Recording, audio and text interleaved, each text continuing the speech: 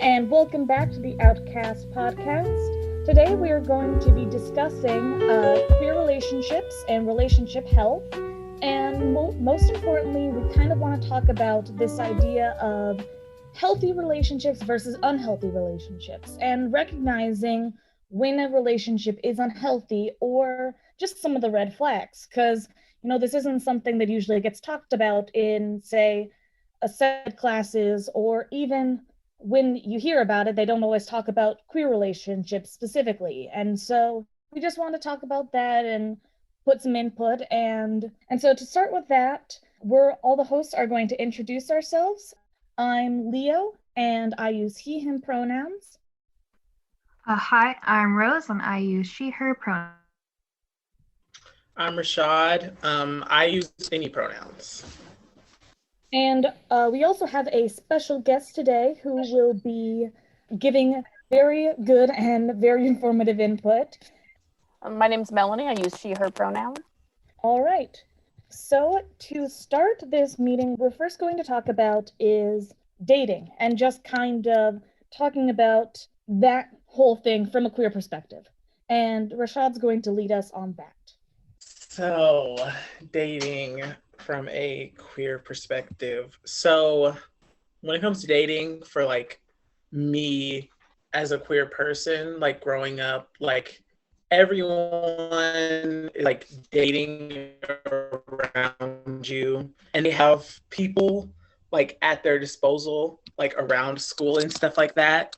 But for me, I was the only out queer kid at my school. So obviously there's no one for me to date. So I didn't have the dating experience in my youth to work out all of the kinks and know what is not healthy and what is healthy.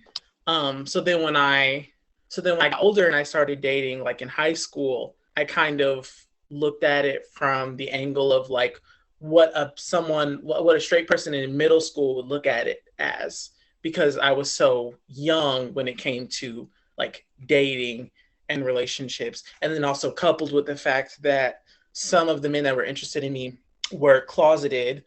And so, coupling not having much of a perspective on dating, and then also not really having much self-value because the men in question that you're trying to date don't actually want to publicly date you, so you don't feel like you have value. So then you allow certain things to manifest because you just want a relationship so bad, because relationships are pushed upon us as being the most important things in our lives. Romantic comedies are some of the most popular movies ever, because being in love is held up as the most is the pinnacle of life. That's what you have to strive for, is being in a relationship. That is the pinnacle of life.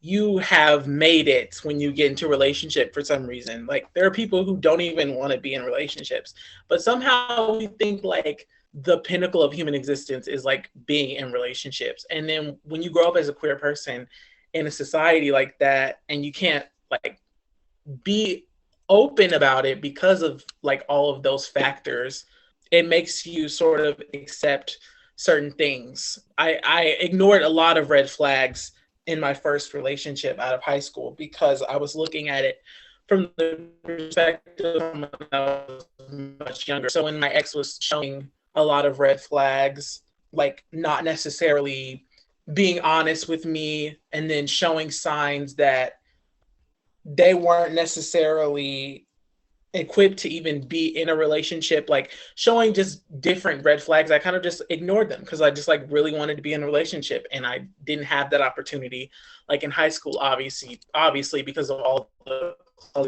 guys that I was interested in. No, yeah, definitely.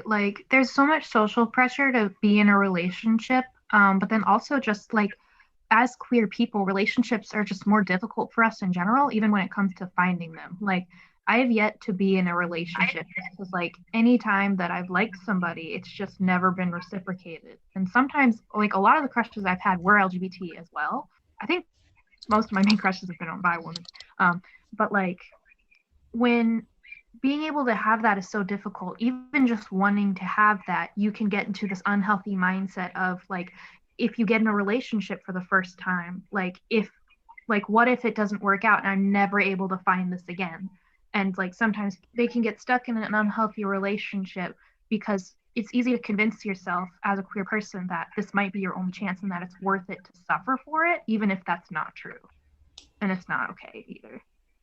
I think the fear of being alone, I think it's universal, regardless of your orientation. But I think for queer folks, it is so much more, because I mean, you may not know how to find people, who may be interested in you, first of all, especially if you're in a more conservative area, depending on the geographic area you're in or the community that you're in. And I think too, you made some really good points. I think on top of that, a lot of us don't have the luxury of seeing queer relationships being modeled to us to even know what they can look like. And, quite the contrary. I mean, you made a really great point about the media elevating romantic relationships as the pinnacle. But when you see queer relationships, and it's getting a little better in the media, but historically, especially when you would see queer relationships, they were made fun of. They were stereotypical. They were not shown in the same light as a straight passing relationship might look. So I think that adds a whole other layer of complexity is, what do we look like? What can our relationships look like? And I think all of that's really good. I was one of like very few people who looked like a girl and liked to date girls, because at the time that's how I identified, was as a lesbian, and openly so. And this led to basically we all dated each other.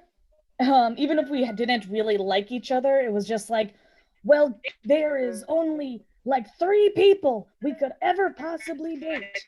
There's only like 3 of us that we could date. And then because of that, we got into these relationships that weren't really based in anything like complex or deep.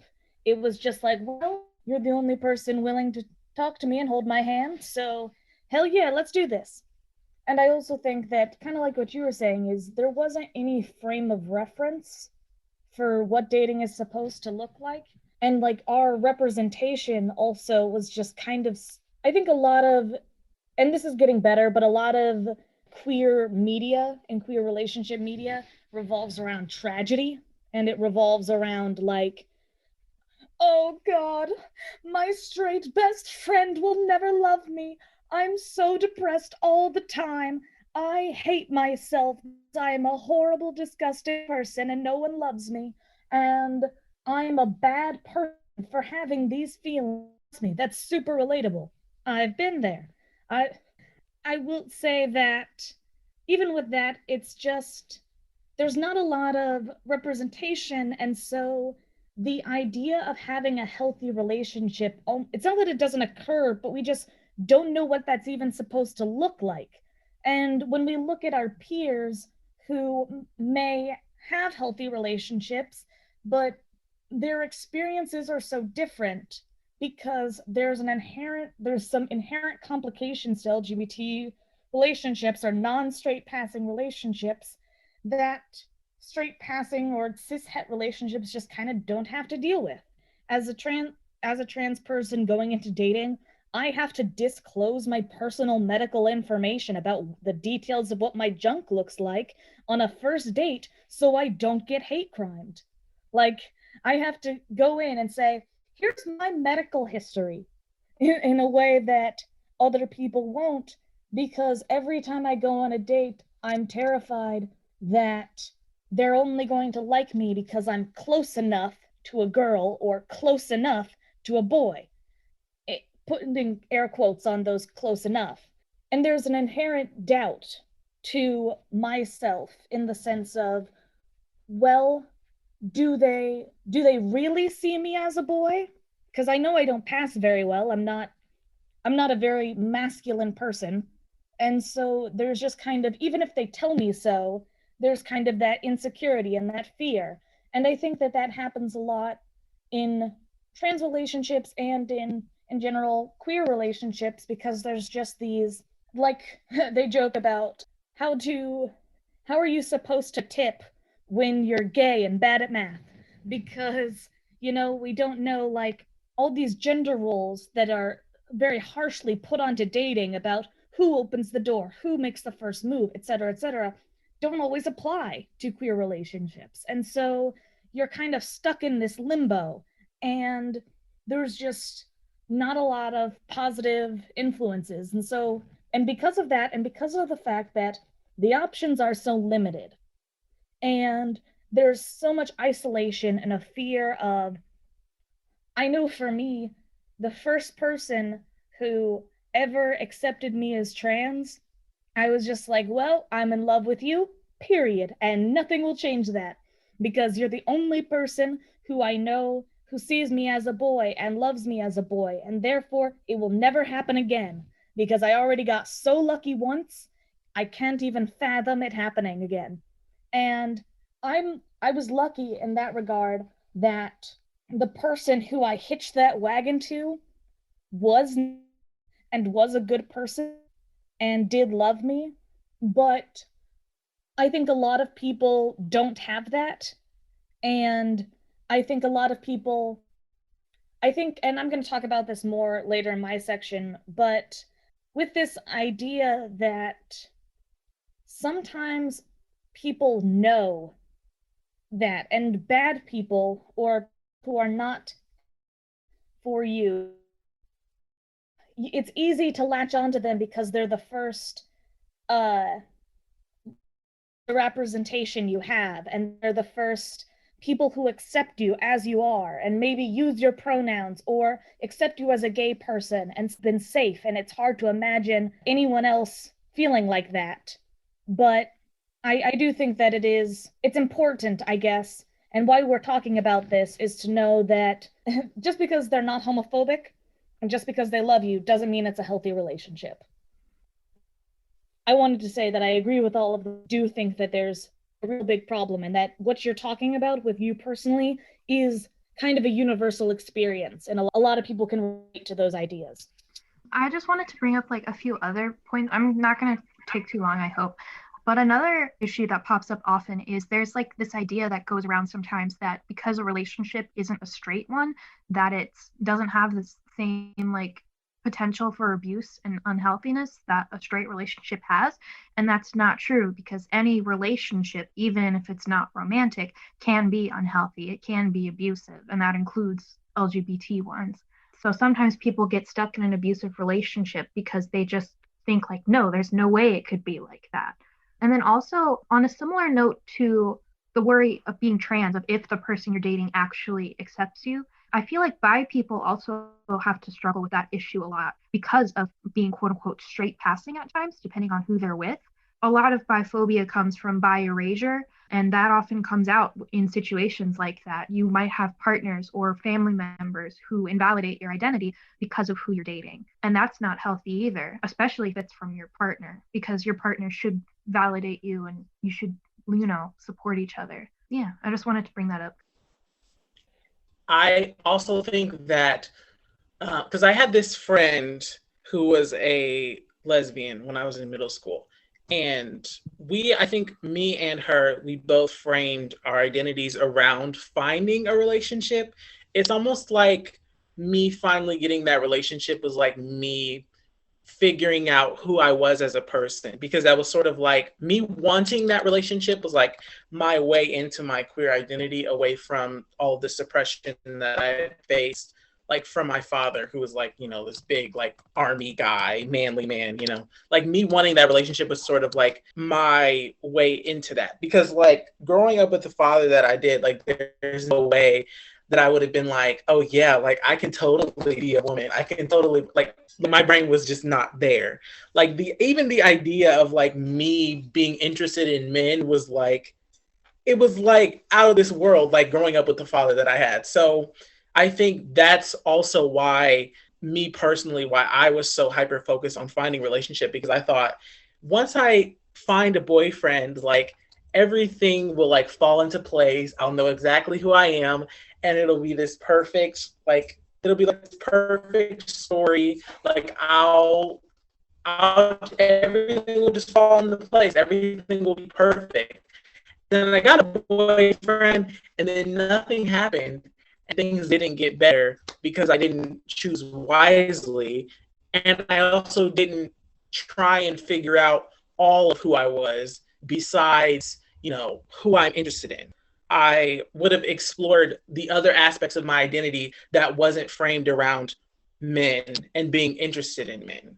I wish I'd explored, what I wanted to wear, like how I wanted to present, like what I like to watch, what I like to listen to, like besides just like, oh, I want to date a man instead of a woman, if that makes sense. And I think I've been exploring that now because I've been sort of experimenting with my dress and presentation.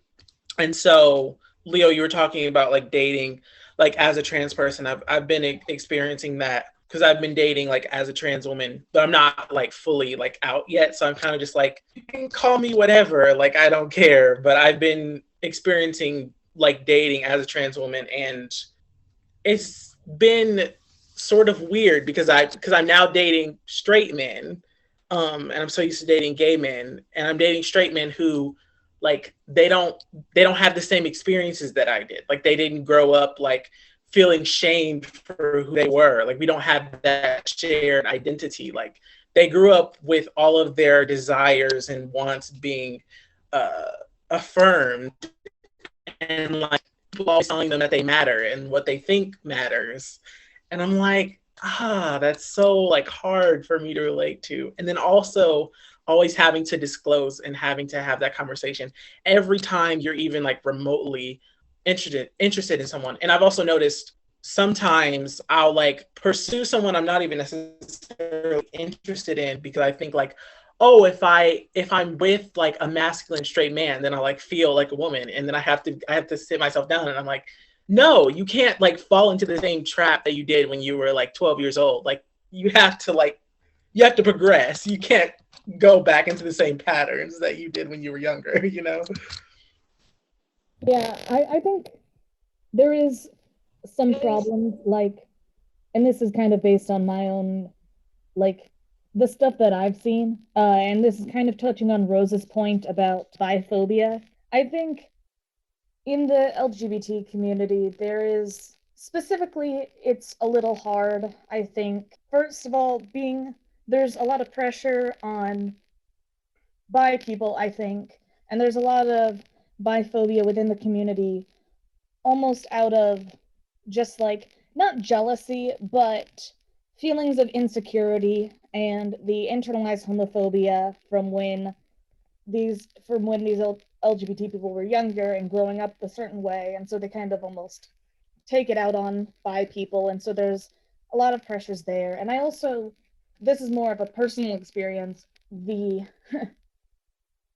often the cis gay male community can be kind of exclusionary towards trans people, and I know that there's that on the lesbian side of things there also is a section of trans exclusionary lesbians, but I notice it more prominently in the gay male community. At least it's more open about it, and I think that that's partially like the grinder culture that is the no fats, no femmes, no Asians, that sort of thing that just kind of makes that more prominent. Rashad, I think you made a really good point earlier about talking about, feeling like you were delayed to the world of dating or being in relationships. And I think that's something that a lot of people can really relate to. And it's interesting, some people will end up being even further delayed, and I know for me in my situation, I mean, I had dated, I'm gay, but I didn't come out until my mid-20s, and it was a process of coming out. It wasn't an instantaneous thing. And so, and I went to a Christian college. I mean, there were a whole lot of layers of not wanting to or being able to even come to terms with being gay myself. You know, and I kind of dated a couple guys, and dated in quotation marks, because they were very awkward relationships for me, and probably for them too, to be perfectly honest. But I know for me, you know, I wasn't in high school just learning how to date. I was in my mid-20s. I was out of college trying to make sense of that dating world, and what does it mean to have a crush? What does that look like? And for me, you know, as someone who survived a domestic violence situation, an abusive relationship, when I found that first person who showed interest in me, I clung on to that, you know, and because I felt like I may never find another person. I don't know where to find queer people. You know, I just graduated from a Christian university and dropped out of seminary at that university in grad school. I didn't even know where to find people. You know, it makes people in our community particularly vulnerable to those unhealthy relationships because of that fear, like you mentioned, that, you know, we may never find anyone else, or this may be the only opportunity we have. And so once we do find that person, we just want to stay there. We want to stay in that relationship while we're figuring out aspects of dating that most people go through when they're in their early and mid-teens. So I think that was an excellent point. I think that's a pretty common experience. And on that note, one of the things that my next section is, or the next thing that we're going to talk about, is just kind of the influences that we have that affect our idea of relationships. And we kind of talked about that a little bit in the fact that as queer kids, we don't really have a lot of influences, or at least not healthy ones. So the three things that I think are the biggest factors, I guess, is what we see in our personal lives, the media that we see, and then like the other LGBT people that we know. And so the first one is, I don't know about you guys, but I get a lot of my influences from my parents and my family, for better or worse. And I think that that's how a lot of kids are our families and our friends whose relationships we see, or just kind of the relationships we see around us. And I think that can be good and bad depending on your family situation. And I think that, like, sometimes you learn from those relationships, and sometimes you learn what to do not in a relationship because of the relationships you see around you. But I think that whether they're good or bad, and while that does heavily influence things, there's also the note of it's likely that the relationships you're seeing around you, especially like your parents, are not going to be LGBT or not going to be queer relationships. And so that kind of goes back to the idea of you don't see as many relationships like yours around you growing up. And then also we talked about media, how there's not a lot of super positive representation or happy endings. And that's what we're kind of working towards in a lot of media. But the idea of happy endings and good stories, like, can any of you guys remember a healthy queer relationship you guys saw as a kid that was like openly like that, or the first time you saw yourself in something like that? The first time for me was like when I was like in middle school, and I would watch like little logo films. That was the first time I ever seen like a rom-com with like two gay guys and there was a happy ending. It was like the independent films on Logo. Other than that, no. For me, like, I didn't figure out that I was into women until like 7th grade. And then it took me till 10th grade to figure out I was a lesbian. But my first instinct was to say Sailor Uranus and Sailor Neptune from Sailor Moon. However, growing up when I was little, the only like version of Sailor Moon that I watched at that time was the shitty like first English dub that came out, and they got censored and turned into cousins. So that was really awkward. I'm into a thing called Vocaloid, and one of the songs that somebody made was about these two like high school girls who end up like falling in love with each other. And like I loved that song so much, and I didn't even know why. I probably found that in like elementary school or like middle school. That was nice. I appreciated that. But still, even with that, like there weren't a lot of like sapphic relationships that I saw in media. then again, I mean, a lot of the media I watch now is more cartoons, and there's a lot of representation like popping up in that now, which is cool. But even then, that took like a while to pop up as much as it has. For me as a 40-year-old woman, you know, I didn't see the first example that I saw of a really uncomplicated, just positive, you know, queer relationship was really watching Schitt's Creek, which I binge watched last year in the middle of COVID. And, you know, and I just bawled. I just bawled watching that beautiful, hilarious, but beautiful relationship happen. And to have like the only, you know, brief moment of, I mean, they showed some of the tension in terms of like, you know, how do we come out to parents, that kind of a thing. It was briefly in there, but it ended up being fine. It was a good ending. So, you know, the tension of the struggles that queer people face was just barely touched on. And instead it really highlighted this beautiful relationship that was accepted. And, you know, if I could have seen that when I was younger, it would have been a whole different ball game. But yeah, you see it occasionally now, but certainly not just a few years ago. It was pretty rare. Yeah, I had Glee. I had Kurt Hummel.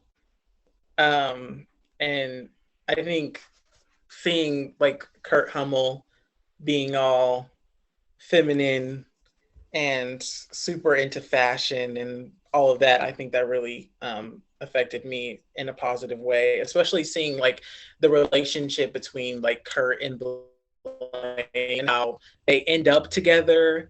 And like, I mean, it was a little toxic because Glee within itself is toxic, but that was the first like queer relationship, like queer high school relationship I saw on television, period. Not even just like the first positive one, just like period. I really didn't see, like a lot of high school shows didn't really have gay characters. The only other gay character I can think of in a high school show that comes to mind is Dawson's Creek.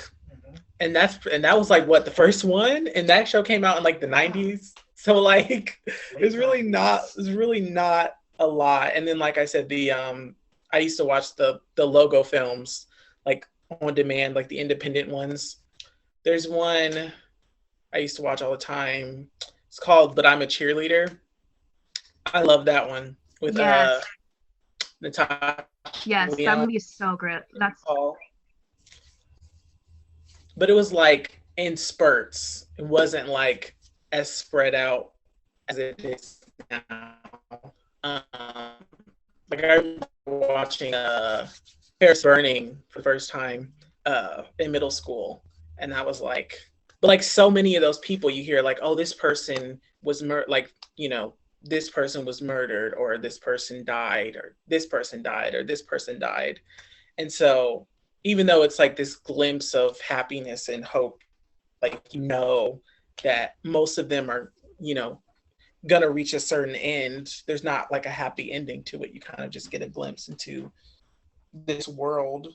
And so, yeah, there's not a lot of the very few representation that we do get. It's usually framed around trauma.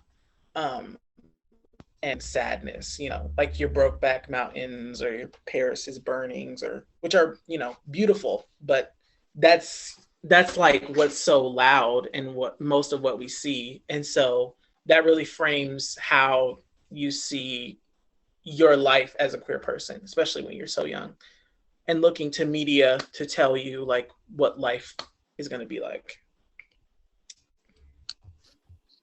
Yeah, and that is, I think, a big problem. I will say I actually lucked out on that one to a degree, because my stepsister was, well, I say was, my stepsister's gay. And so basically I never had a gay crisis because my older stepsister was like, I knew she liked girls and my family accepted her. And so even though it took me a while to come out to my family just out of awkwardness, like, when I realized I had a crush on my female best friend, like in 6th grade, it was like, no, she's my best friend. Not, oh God, I can't be gay.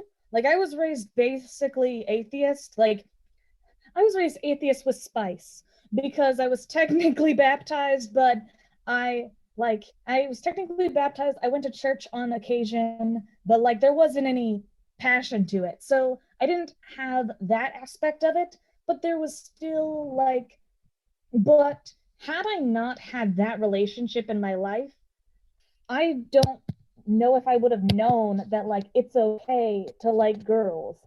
And I think that there's a lot of like, I think especially for I think guys have a lot of pressure to like girls as like, oh man, you know what? Being a dude is about crushing pussy. You gotta get all the girls. And I think girls have a lot of pressure to define themselves by their relationship with men.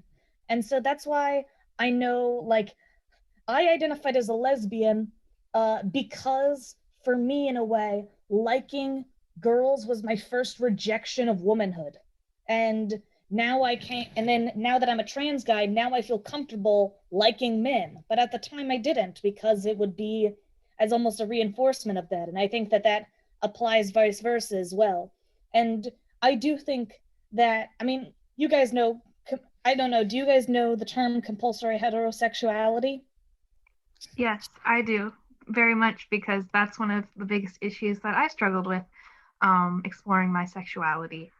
But so, like, this is actually something I wanted to bring up, so I'm glad that you did.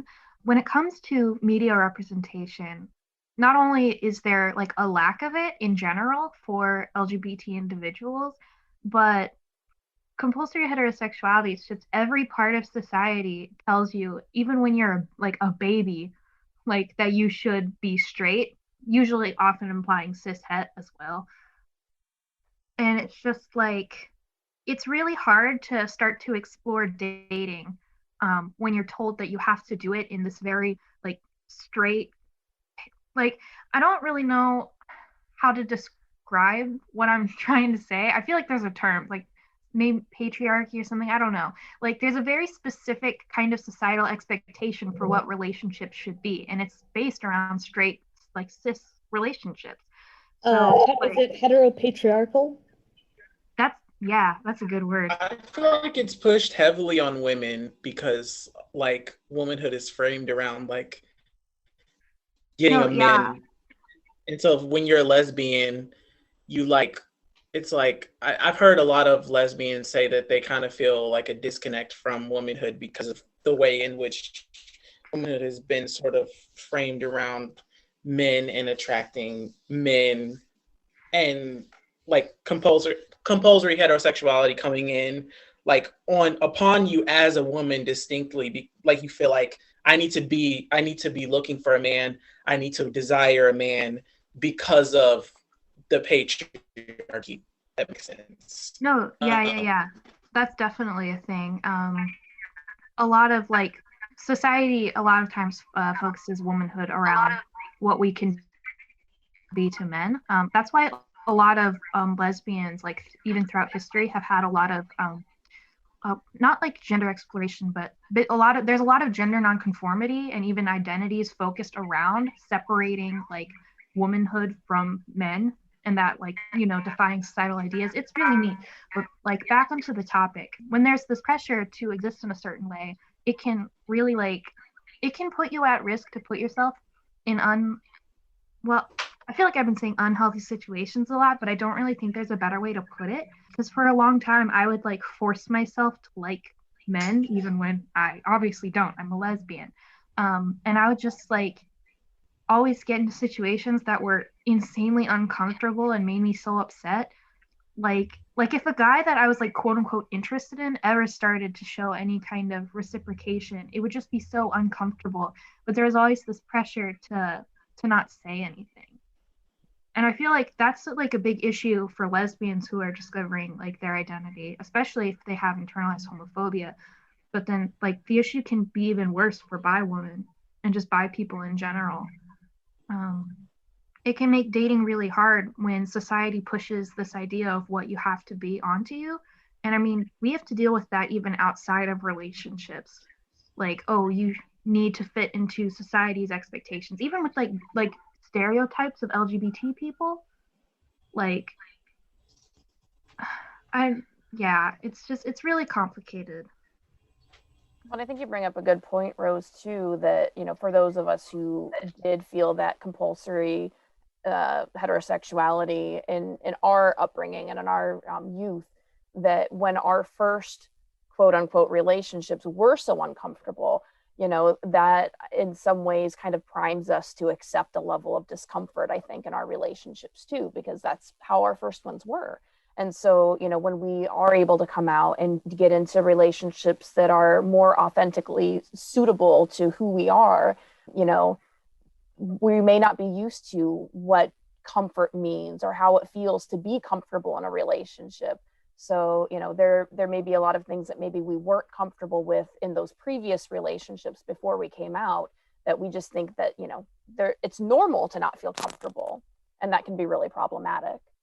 And you raised a good point. And the last point I wanted to make on my section, and just talking about representation, is going into a bit of a darker territory. And so that's why, quick trigger warning about kind of unhealthy relationships. And I think that we're going to be talking more about these themes of relationship abuse as we go forwards. So just trigger warning for that now. But one thing I want to talk about, and that I think is a big problem on these lines, and about what Melanie was saying about expecting a level of comfort, and then also bringing that into media, is I don't know how many of you guys remember a movie that came out recently called Call Me By Your Name, which I think was a lot of people's exposure, could very well be a lot of people's exposure to queer relationships and their first queer relationship. And cool, I like gay little twinks as much as the next person. My taste usually runs a little different, but to each their own. I prefer apples.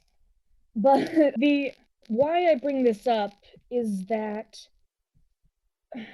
I can see why for a younger queer person, it's very important to see these queer relationships and this desire and pining for an older person who's more mature and understands their queer experiences and shows them the ropes. Yeah, except for that's a grown ass adult man. And under no circumstances should that grown ass adult man be with a teenager. Period. I don't care if you like the movie. I don't care if you like Sufjan Stevens. Cool, whatever. But seeing that representation and having that be your image of a relationship could prime you to be in a relationship like that. And if someone tried to put you in a relationship like that, and you saw, like, well, it's okay if an adult man wants to hit on me because I saw it in a movie.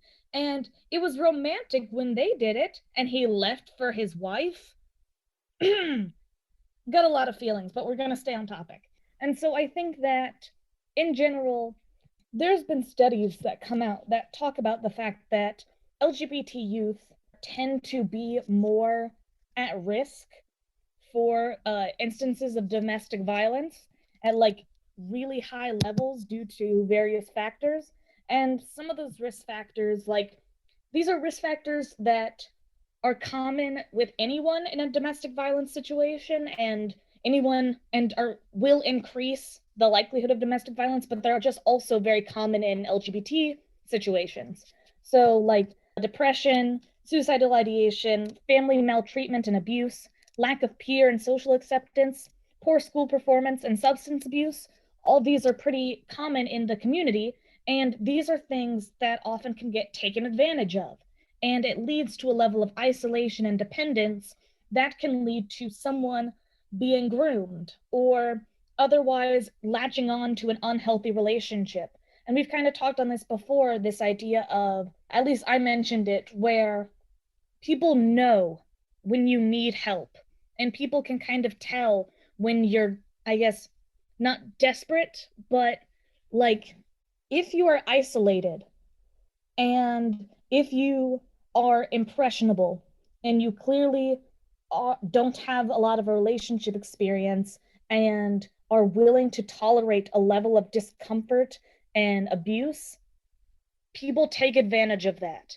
And I know that I have gotten very lucky because I have a big, I guess, prone personality, because I had a minorly abusive relationship, but mine was with not a romantic partner, but with a friend, and it hurt me. And now I am hyper conscious of the fact that in my romantic relationships, I do sort of lean towards that, towards someone who will, I guess, take charge and tell me what to do and control things in my life because I affiliate that with being cared about.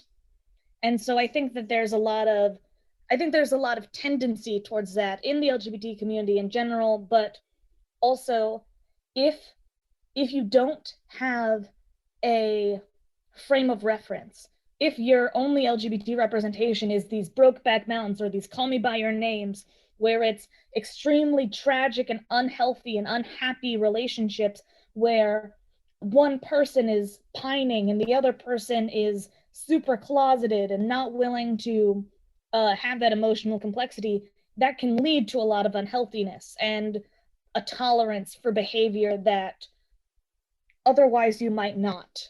And so I just think that, especially online, there's a lot of that, is this idea that LGBT kids online talk to older people and older queer people, and then they get groomed or whatever because they don't have any other outlet and they don't know any other queer adults or healthy queer spaces or resources. And so they go to online, and because it's the only place they feel safe, and they talk to these people who should step in and be like, wait, you are a kid, do not talk to me like that, or should know that they are talking to impressionable younger people and step back as the older person, but they don't. And so I just know that I've gotten lucky, but I know that a lot of the more modern grooming cases happen online, and it is very, very prominent. And there's no real way to track it, so don't even have all the statistics on it yet. But it's just something to really keep an eye out for, is that as a queer person, you are going to likely be in a position where you're more vulnerable. And I think that that's kind of what we wanted to talk about specifically with Melanie's section about noticing red flags and how are you going to basically notice what's happening ahead of time. And so, but grooming is just an important thing. And then how you're being groomed is how to know you're being groomed is these red flags that we're going to get into. Really quick before we get into that, I also do want to bring up, for if there's any of our listeners who are younger, like middle school, maybe even younger than that, I don't know, kids are wild. Be aware that even though grooming is more common to see from adults, it can still be from older children. I know someone who had been groomed when they were like really young by an older child, and like it happens. And just be aware of that when if you're like starting to explore your sexuality, or like maybe even romantic relationships, if you're at an age and like comfortable with doing so, that you're aware that just because someone is a youth, that might not necessarily mean, depending on their age or if they have like a position of power over you, it might not necessarily mean that you're safe from that. Well, I think a degree of grooming can happen even with people your own age in abusive relationships. And I think it's important to understand that, a lot of people who have not experienced, dating violence or intimate partner violence or domestic violence, they kind of have this disconnect of, well, how do people end up in those situations? Why don't they leave? And the reality is there is a degree of grooming that happens, because if someone is mean to you the first time you meet them, you're probably not going to go out with them, right? Like, if someone walks up to you and punches you in the face and asks you on a date, that's probably not going to be a date that happens. Or if they make rude comments and put you down at the first time you meet, you're not going to go out with them. So there's a degree of people, they earn your trust in various ways. People may a relationship may start out looking perfect, where someone's attentive, someone's very loving, they're very complimentary. And then, as time goes on, you start to see little things that happen. And it may be things like they're embarrassing you or they're putting you down, calling you out in front of people. Could be that maybe they just act in ways that scare you. It may not be that they are actually physically violent, but you may find yourself getting scared by the way that they're acting. And you start to notice these things. And, with the relationship I was in, I was together with my ex for over 7 years. And a good portion of that time, I was terrified of her. And I didn't know what to do with that, because I felt like, okay, she's not hit me. She's never hit me. Like, why am I scared? And so that intuition in me that said something's not right here, I just kind of stomped back down pretty regularly. So, I think it's important to realize grooming can happen at any of those ages. But, just to talk about some of those other red flags that you see, a big one that I have found and that I experienced was someone who doesn't respect your no. And I don't just mean that sexually. Like, obviously, sexually, that's important. Consent is always important. But even in little things, and this doesn't just pertain to romantic relationships, because you can have abusive and unhealthy friendships, family relationships, work situations.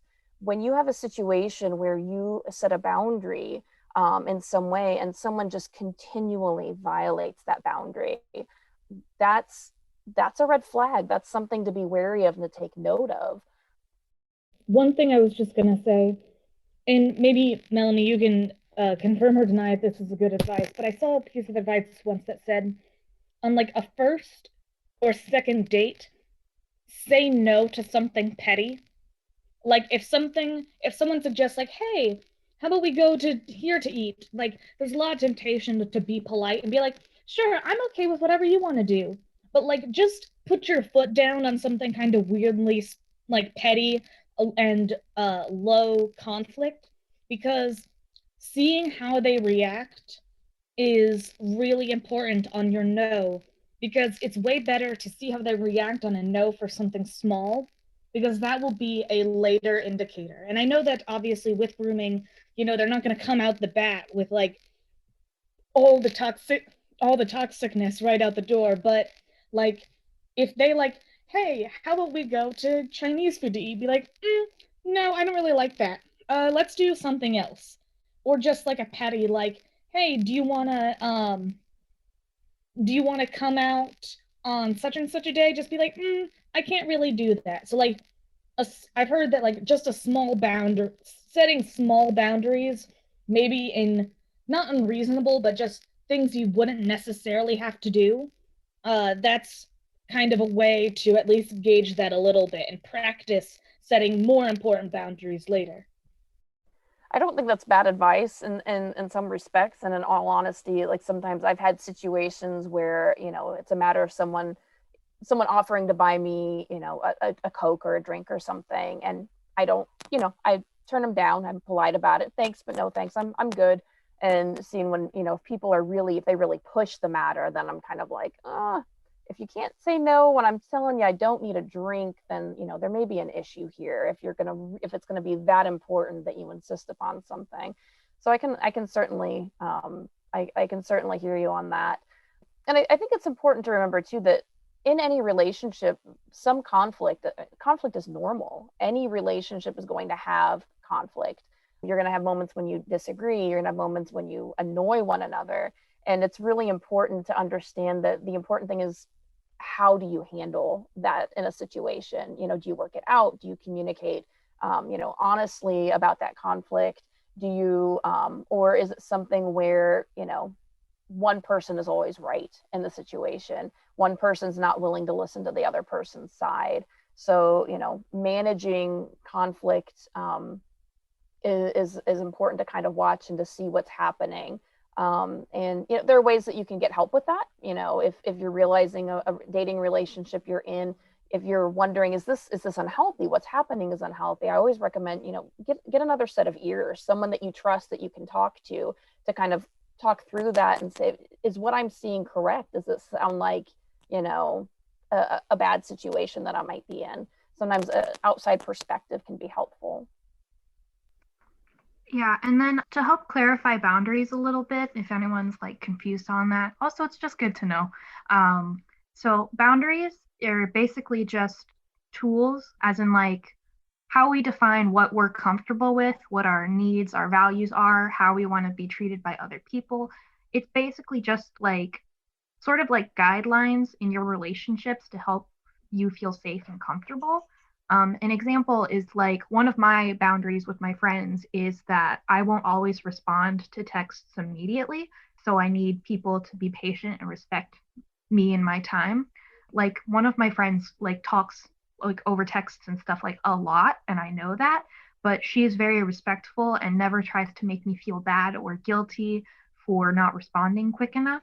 Like that is healthy for us. If she tried to act like it was wrong of me to respond back at my own pace, then I definitely would be upset with her, if like not friends with her, you know? But then also to clarify on boundaries and relationships, though they are very important to help you properly respect one another as people, you also need to be aware of the possibility of people setting unhealthy boundaries. The distinction would be that unhealthy boundaries would be to control or harm somebody. Like an example in a relationship of an unhealthy boundary would be like, you can't talk to other people because it makes me upset. Like them being upset gives them no right to dictate your behavior and your choices like that. If they wanted to talk about it, like, hey, I'm feeling upset about this thing, like that's very different from saying you can't do X, Y, and Z because I feel a certain way. I think also, I feel like I had a point. Another thing about, oh yeah, communication, trust and communication. That's what I wanted to talk about because Melanie mentioned it earlier. A big part of communication is not just speaking your own feelings and thoughts, but also being able to listen and acknowledge the other person. Communication literally like is defined as like a two-way kind of street, you know? Like Melanie said, if you're in an argument with somebody and like it's just I'm right no matter what, that's not healthy. But then with behavior and boundaries and stuff, it can be easy sometimes for people to try and justify harmful behavior in relationships because of like having negative feelings or trauma. However, I do want to clarify on that because that doesn't justify bad behavior. It might help to explain like being upset or having a bad behavior, but like having like upset feelings doesn't justify treating someone like shit, and you need to hold yourself accountable when you do that. Like accountability is important as well because everybody makes mistakes naturally, whether you're in a relationship or not. And if you fuck up in a relationship, you have to be able to acknowledge that and work through it with your partner, and they need to be able to do the same for you. I think that's a good way to also put that. You know, so much of dealing with conflicts is acknowledging our own role in that. And, you know, in talking about red flags in relationships, a person who is never wrong in that relationship, who never takes accountability, or, you know, if you're the person in the situation where everything that goes wrong is somehow ending up being your fault, that's a red flag. Something's wrong because nothing's always going to be one person's fault. So especially if you're the person who takes accountability for what you do wrong, and then you're realizing everything else is ending up your fault as well. But there are some, there's some ways, and I think that relationships, unhealthy relationships, are between the queer community and the not queer community are similar. You know, when you have someone who's isolating you from your friends and family, or someone who is controlling your time, needs to know where you are where you're at all times, things like that. You know, those are pretty common situations. Of course, physical violence. Physical violence is always an issue. But that's easier for us to recognize than some of these other forms of abuse. Having your money being controlled, for example, financial abuse is a thing.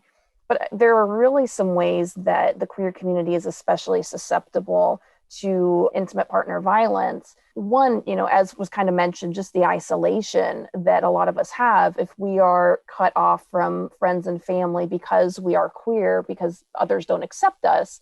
Not having social support automatically makes us more susceptible.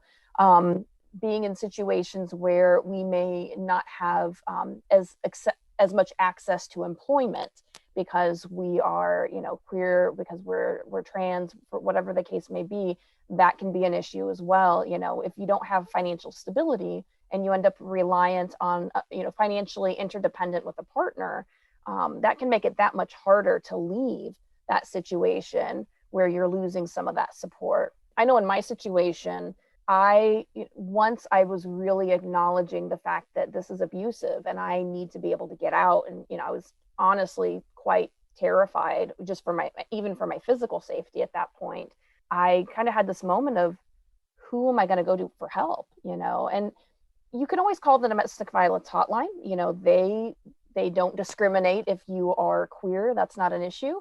But I as an example, there was one night where my ex-partner she was behaving in ways that just really, really frightened me. And after she finally fell asleep, I went out into the driveway and parked, locked myself in a vehicle, and I called the domestic violence hotline. And with what I was telling them, they were like, you need to talk to the police. They will come, they'll make her leave. And so they transferred me to the police, and the police literally were like, no, if you feel it will come, but if you feel unsafe, we'll make you leave. And it was just the situation of, I experienced firsthand, the police multiple times did not help me. We have to deal with the reality that sometimes the police aren't helpful in our situations because they don't recognize it as abuse. The court system, I had trouble getting a protective order for the same reason. So those are absolutely, realities that we have to face. But on top of that, one thing that I don't think got brought up that I really want to bring up as well, and it kind of goes with what Rashad was saying a little bit about how we elevate romantic relationships in our minds, and we want that relationship so badly that I know for me, I wanted everyone to see my relationship as perfect, because my whole life I had been told, the reason that queer relationships don't work is because they're bad, because they're wrong. And I didn't want anyone to see my relationship as bad and wrong. And I think that was such a big part of me staying, of me refusing to even acknowledge, and once I did acknowledge, not knowing how to reach out, not knowing how, when I was seeing little signs that things weren't right, not wanting to tell other people about it, because I didn't want people to see my relationship as bad. I think that is the big one, is there's this pressure to succeed because you don't want to prove your parents, or you don't want to prove society right. It's like, there's this pressure that like, oh, once you get in a queer relationship, everything's going to be okay. And like, especially like, women can't abuse. And I think that it's cranked up to 11. Like that idea that women can't abuse is cranked up to 11 in lesbian relationships. Yep. And especially, I think in the LGBT circles, maybe people might be, say you got kicked out of your home to pursue this queer relationship. And now there's this level of, well, shit, I lost everything for this relationship. I have to make it work, even if it's not healthy. And this also can lead to this fear of, like, maybe you're in the closet and they have that sort of thing to hold over you, and you have to make it work. Otherwise, you risk being outed and losing your only social support. Because in all abusive relationships, but extra strongly in queer ones, it tends to lead to financial and social isolating. So you will often lack a lot of these support systems. And just, you made a really good point, and I know that this is an exaggeration, but something that always comes to mind when I think about the court systems and the police is the fact that Jeffrey Dahmer, one of the victims, got away, but he was allowed to take him back because it was like, oh no, it's just my boyfriend being overdramatic, and the cops didn't care because it was a queer person. And obviously that had extremely, extremely different consequences, but it's just something that occurs to me is, like you said, sometimes there's a level of, they just don't care as much, or if it's because of the fact that, especially if it's a woman-on-woman relationship or a gay man-on-man relationship, there's a level of, there can't be abuse happening, or they don't have there's not a male abuser and a female victim, for the same reasons that female abuser, male victim relationships often don't get as much help. That's similar in queer relationships. when it comes to things like the court systems and the police. So you just Yeah. made, yeah. Oh, sorry. Yeah, on like a little bit of a different note, but also like you sort of touched on it a little bit. Sometimes coming out to certain people can have really grave consequences depending on like your age, your situation. And like doing research for this episode, a few different articles, or maybe it was just one of them. Either way, I wasn't aware of this, probably because, I mean, coming out wasn't a difficult process for me personally, but apparently it's a lot more common than I realized for like abusive partners in LGBT relationships to use like outing their partners as a threat, like as like, oh, if you don't do what I want, I'm going to out you to this person. And just like, I feel like that's important to bring up, especially for people who are just starting to figure out that they are LGBT, especially those who live in like like not dangerous communities, but like communities that are less accepting or have family situations that are less accepting. If a person that you're with, whether it's a friend or someone who's more than that, if they threaten to, well, no, if they threaten your safety, if they make you uncomfortable, if they make you feel unsafe, if there's a way for you to get out of that relationship, get out of it. Like, the people that you have in your life shouldn't be making you feel unsafe, and they shouldn't be threatening you when you don't do what they want. I think, if I were to, I think to summarize a few, just a handful of things that I think are important from my own experience, from having been in that situation. And one I kind of touched on briefly, take your fear seriously. I think that in society in general, for everybody, but especially I think for women, we are told not to trust our intuition. People are told that we're too emotional, whatever the case may be. And I think there's a large degree of that where, in some ways, I think even the queer community may be more susceptible to that in general, because we're not taken seriously in so many ways. So there's a book called The Gift of Fear by Gavin DeBecker. It's an excellent book, and I recommend a lot of people to read that because it really talks about how so many times our intuition is right on things. Our intuition, especially when we're afraid, is right, even when we don't understand why.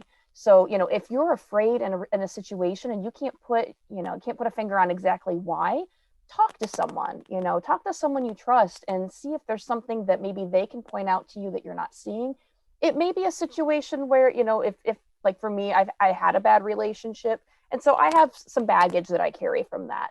Sometimes fear for me might be related to that rather than my current relationship, for example. So that can happen. But it also may be that you're afraid because there's a reason to be afraid and you're not allowing yourself to see it or you're not recognizing it yet. A second thing is that, people think abuse looks a certain way or they think it's not serious enough. And the thing that I try to tell people is if what is coming to your mind is, well, my partner hasn't done this thing, put on the end of it yet, because abusive relationships tend to get worse over time. They don't usually go the other direction. They usually tend to get worse. And, you'll hear of situations where maybe the first time there was actual physical violence in a relationship was literally the moment that one of them was killed. So don't think that just because you've not been hit, slapped, pushed, whatever, that you are not in danger. I learned very quickly I was in danger, even though no one had ever hit me. I realized very quickly I was in danger, and I had stuff that confirmed that down the road. So if I hadn't taken seriously, the fears I was having, it could have been a much different outcome than what it was. And kind of the last thing you hear a lot of people talking about preventing intimate partner violence, like prevention is the key. And I mean, of course we want to prevent things if we can, but that mentality really frustrates me because it kind of, once you're actually in that situation, then what do? You can't prevent it anymore. You're there. And so I really feel like in general, we need to put a little more emphasis on getting out once you're in it, recognizing once you're in it, because being in that situation doesn't mean you did something wrong. People can be very good liars. People can be very good at putting on a good face. People can be good at being deceptive. So, you are not a bad person. You're not, dumb or whatever word you want to use for having ended up in that situation. It's just what happened.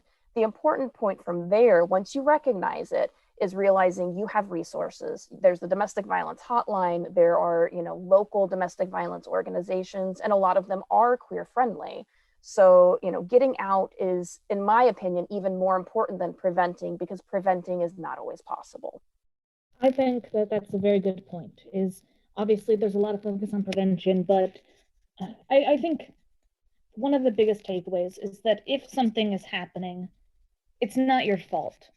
It's never your fault. And it's okay to look for help, and it's okay to just get a second opinion if you're having concerns, to understand that maybe it is nothing, but maybe it's something, and you're not right. There's nothing wrong with checking it out, I guess. I think we're coming to the end of this episode, but before we leave, I would like to ask, does anyone have any final thoughts, or just kind of either final points or summaries of how the things that they said or things that they thought were important?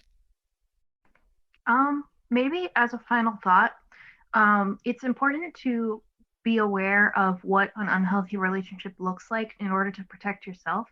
But also, I think another big part of it is having good emotional awareness of yourself, both in preventing being in an unhealthy relationship and also in preventing being the unhealthy one in a relationship. Because it can be really easy to fall into patterns, especially because not everyone grows up with the best influences. And a lot of times we can learn behavior or gain habits that aren't healthy. So just be aware, not only do you need to protect yourself, but you also need, like I said before, to hold yourself accountable and be able to be critical of yourself in order to prevent you from being someone who hurts someone in that way. I think that is a very, very good point. A lot of domestic violence stuff is always directed at the victim, but we say that too, where it's why do we teach girls to avoid, or why do we teach specifically girls, but obviously it can happen to anyone, why do we teach people to avoid assault rather than teaching people not to assault? And I think that that's just something that we should do, is that sometimes it's a conscious choice, but I think a lot of times in abusive relationships, people don't do it because they know it, or I guess not always. They don't always know that why they're doing it, or they don't always know how badly they're hurting the other person. It's because maybe they don't have it, and it's not an excuse, but maybe it is something. If you're listening to this, and maybe if you're looking at red flags and it recognizes it as something you're doing, self-reflection is always important, and you can stop, I guess, for lack of a better words. I don't know, maybe that's wrong, but that's kind of what I was getting at, what I was hearing Rose say. My final thought would just be that, if you find yourself in that situation, you can get out. You can make a plan, and you can get help making a plan to get out. Getting out of an abusive relationship, actually, that can be the time a person is in the most danger. And so, it's important to be aware of that. But you can get out, you can get help. Locally, if you're in East Central Indiana, you can call 765-288-HELP. That's the hotline at A Better Way. And they are a queer-friendly organization. I got, support from them when I was exiting my situation. So, they do extend help to queer folks as well. Or you can go online to thehotline.org. It's the National Domestic Violence Hotline. There's also a chat feature associated with it as well, if that's easier or more accessible than talking on the phone. So, if you have any questions, call. It's anonymous. You can call and you can talk it out, and you can start making a plan so that you can exit in the safest way possible. All right. And so with that, we're going to close out the episode. As always, if you or a loved one is struggling and want someone or needs someone to talk to, the Trevor Project is available at the number 866-488-7386. And the suicide hotline is available at 800-273-8255. Thank you very much for listening, and we look forward to seeing or talking to you guys again next episode. Have a great day. Bye.